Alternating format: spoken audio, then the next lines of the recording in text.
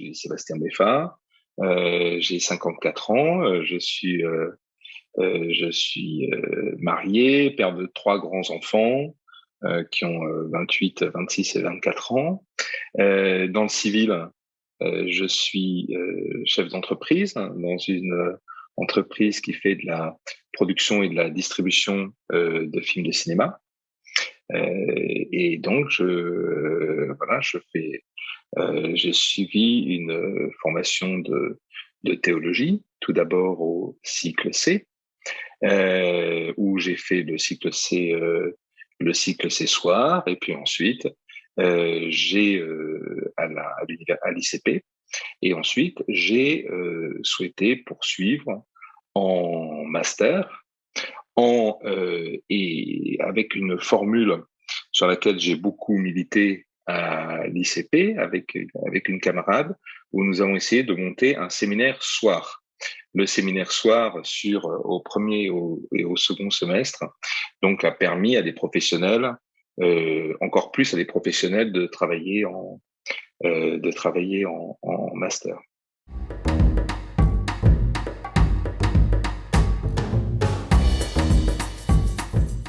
Pourquoi mon parcours m'a m'a amené vers l'Institut Saint-Serge? Alors, ça a été un mouvement. Voilà, je peux dire que l'esprit a soufflé où il a voulu, puisque moi j'ai commencé à travailler pour mon baccalauréat sur la non-ordination des femmes au ministère presbytéral dans l'Église catholique. Et alors, quand j'avais commencé à m'attaquer à ce sujet, en disant que j'allais démonter avec enthousiasme tous les textes, fallait analyser les textes du magistère catholique. Et puis, il y a mon professeur, qui s'appelle Luc Forestier, qui est un ecclésiologue, qui m'a dit, ah, ben, vous devriez aller voir du côté d'Elisabeth Bersiguel, qui a fait des choses intéressantes. Alors, j'ai commencé à lire Elisabeth Bersiguel, et puis j'ai découvert le monde de la théologie orthodoxe que je ne connaissais pas du tout. Et finalement, mon mémoire a pris un tour un petit peu différent. C'est-à-dire que j'ai développé mon mémoire de baccalauréat, je l'ai fait sur la possibilité, dans le cadre de la non-ordination des femmes, de réfléchir sur ce sujet à partir de trois icônes qui étaient alors avec l'icône du point de vue anthropologique avec l'icône de la déisis, du point de vue de la théologie trinitaire avec l'icône avec la Trinité d'André Roublev, et puis l'ecclésiologie avec la Vierge orante. Donc voilà, j'ai fait une étude à partir de ces trois icônes. Et donc j'ai poussé le père Forestier, comme il était d'accord, à avoir comme deuxième lecteur Anne-Sophie Vivier-Murchal. Et voilà, donc elle avait apprécié mon travail. Et ensuite, j'ai dit, ben, qu'est-ce que je peux faire pour la suite de mon mémoire?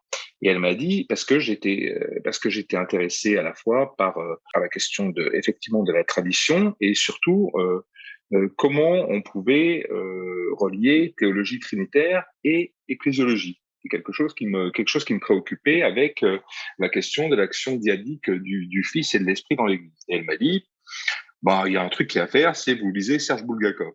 Alors, il m'a donné ça avant l'été. J'ai survécu pendant l'été à la lecture du Paraclet, qui était quand même difficile. Et voilà. Et donc, j'ai commencé mon mémoire. Et là, j'ai commencé mon mémoire là-dessus, sous sa direction. Et donc, j'ai regardé les cours qu'il y avait. Et c'était plus pratique. Ça a été finalement plus pratique pour moi de dire, OK, je vais prendre les cours. Je vais prendre 3 cours à Saint-Serge au premier semestre, et je compléterai ensuite avec le séminaire de théologie trinitaire à 3 voix qui était à l'ICP. Donc j'ai pris 3 cours à Saint-Serge.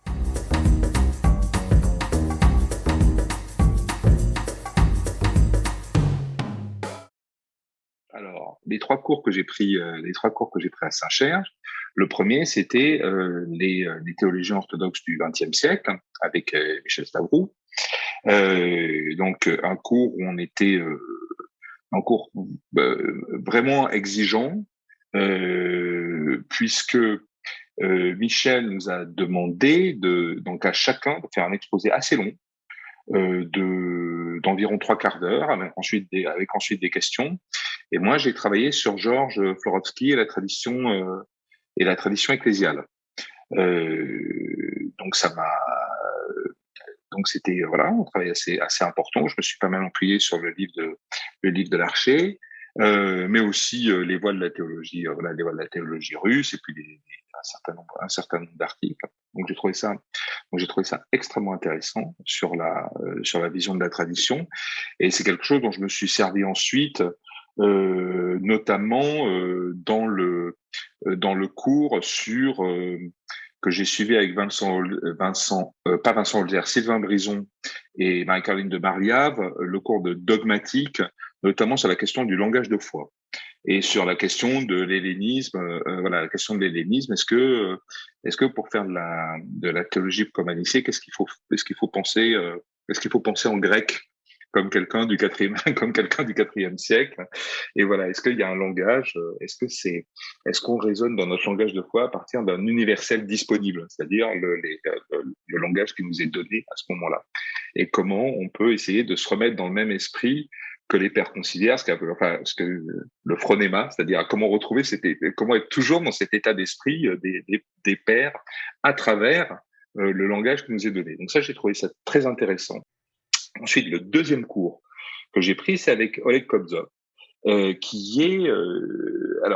c'est un cours très intéressant puisque il y a euh, le professeur Oleg Kobzov est à la fois particulièrement intéressé par deux choses qui pourraient apparaître contradictoires, c'est-à-dire une vision extrêmement historique, ethnologique, anthropologique d'un côté, et à la fois, c'est un homme de foi et qui vraiment vous communique ce qu'il y a de spécifique à à la spiritualité russe et notamment euh, la vision de l'Église russe comme une Église, enfin, et puis aussi de l'orthodoxie, comme une Église missionnaire. Et ça a été tout à fait passionnant. Et la rencontre de ça, c'était les travaux qu'il a fait notamment sur l'évangélisation de la Sibérie, qui sont extrêmement intéressants et on a pu les mettre en perspective. Donc moi, c'est un cours qui m'a tout à fait passionné, très riche de manière très riche de manière iconographique, parce qu'il a fait des présentations en PowerPoint tout à fait structurées. Et voilà. Alors ça appelle simplement, ça appelle un bon travail historique, simplement pour avoir des ancrages et des repères de date. Donc là, c'est pas tant une complexité que voilà, ça vaut le coup que vous bossiez un peu les dates pour avoir des repères et la carte de voilà, et toute la carte de l'est de l'Europe pour comprendre quelque chose. Sinon, vous comprenez pas pourquoi on passe de la Moldavie à la Rousse de Kiev, où est Novgorod, pourquoi les marchands arrivent du nord. Enfin bon, faut vraiment bien maîtriser la géographie. Quand vous maîtrisez ça, voilà, vous êtes porté dans la découverte d'un monde qui est complètement nouveau pour moi, et ça a été passionnant. C'est le deuxième cours que j'ai suivi. Le troisième cours, c'est un cours de Grégoire Aslanov, alors qui est dans une forme pédagogique très différente. C'est un cours qui est d'ailleurs je crois que c'est une forme de séminaire, hein, c'est pas un cours.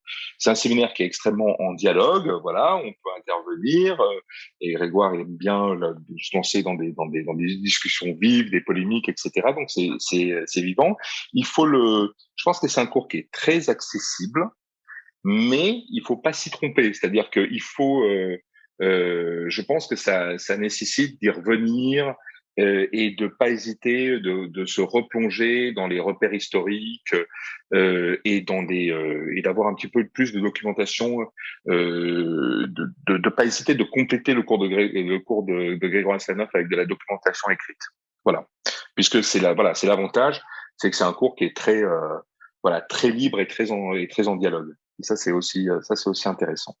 Voilà pour mes trois cours. Je compléterai par le fait euh, que d'avoir la présence de Michel Stavrou dans le cours de théologie de théologie trinitaire à trois voix, où effectivement, voilà, c'est une des trois voies.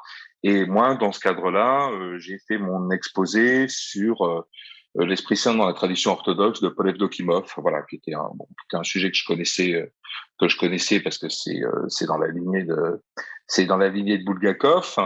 Mais voilà, c'est toujours un exposé devant tout le monde sur Paul Evdokimov avec Michel qui veille, c'est toujours impressionnant. Donc voilà pour mon parcours de l'ICP à Saint-Serge.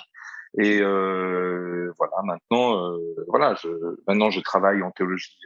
Je travaille en théologie dogmatique catholique, hein, mais ça a été très important pour moi de faire ce décentrage par la tradition, enfin pour moi par la tradition orthodoxe. Ça a été extrêmement enrichissant.